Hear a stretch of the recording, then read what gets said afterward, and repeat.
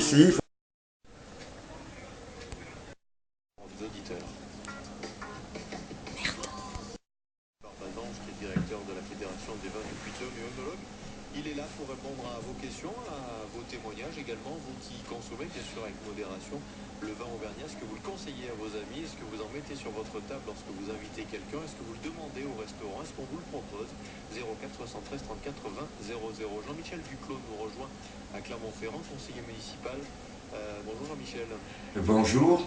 Merci d'être avec nous dans le forum, on vous écoute. Eh bien, écoutez, c'était pour dire que, déjà en préalable, je n'ai absolument rien contre le fait qu'on replante de la vigne sur Chanturgue, bien au contraire, mais que j'avais obtenu du conseil municipal, en date du 30 septembre 2011, que ces vignes soient cultivées en bio.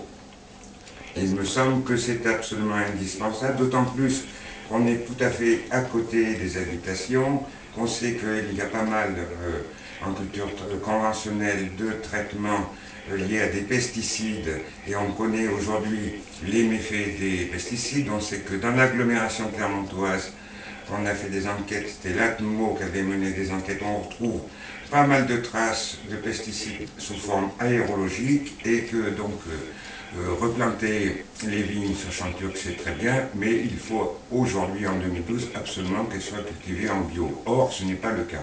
Oui, monsieur Duclos, vous vous inquiétez de la pollution. Qu'est-ce que vous répondez à ça, Paul Barbazange? Je réponds d'abord, bonjour Monsieur Duclos.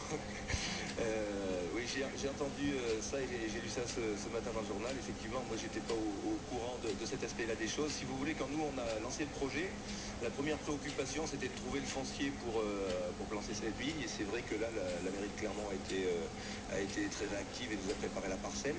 Après, il nous a fallu choisir un viticulteur. Quand je dis nous, c'est au niveau du syndicat. Et effectivement, cet aspect culture en bio n'était pas l'argument principal pour choisir le viticulteur. Pour une raison simple, c'est que si 10% aujourd'hui du vignoble des Côtes d'Auvergne est cultivé en bio, ce qui est déjà énorme à l'échelle nationale en pourcentage, il y a 90% qui n'y est pas, donc ça veut dire que 90% des adhérents du syndicat ne sont pas des viticulteurs labellisés en bio. À partir de là, nous, il nous était difficile d'imposer cette chose-là dans l'appel à candidature du viticulteur qui était choisi par le bureau du syndicat, de façon démocratique.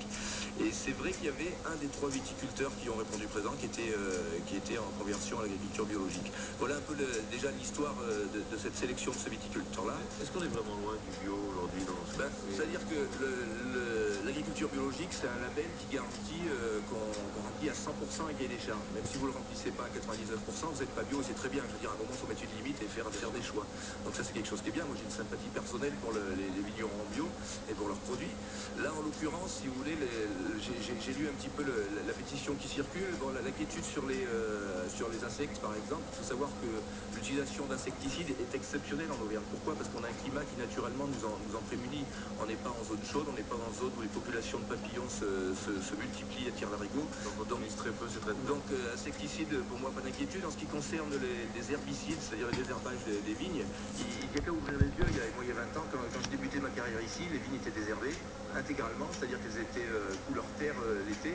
Aujourd'hui, promenez-vous au mois de juin dans une vigne, elle est verte. Ça veut dire qu'il y a une grande partie du sol qui n'est plus recouvert d'herbicides. Donc il y a eu des progrès. Ça ne veut pas dire qu'il ne faut pas faire mieux. C'est ça. Alors, la dernière difficulté, si on prend une toute petite seconde, c'est de dire qu'un viticulteur qui n'est pas conventionné en bio, qui n'est pas en agriculture biologique, ne peut pas dire j'ai une parcelle en bio et l'autre qui ne l'est pas. Soit on a toute son exploitation, soit rien. Je pense que c'est ce qui s'oppose un peu. Ouais, Mais j'ai entendu dire qu'il y avait donc 3 ans pour que ces vignes produisent du raisin, donc 3 ans c'est exactement le temps de la reconversion en bio, et cela d'autant plus que c'est la convention passée entre la mairie et donc le viticulteur qui doit normalement avoir une clause dans laquelle il est inscrit que ces vignes vont être cultivées en bio. Ça doit être dans la convention. C'est ce que la commission d'urbanisme qui a précédé le conseil municipal a précisé. C'est à voir, donc on aura l'occasion d'en reparler. Joël est avec nous. Joël, bonjour. Oui, bonjour. On vous écoute. Je voulais témoigner. Je trouve que planter une vigne sur les côtes de Chanturgue, c'est un projet formidable.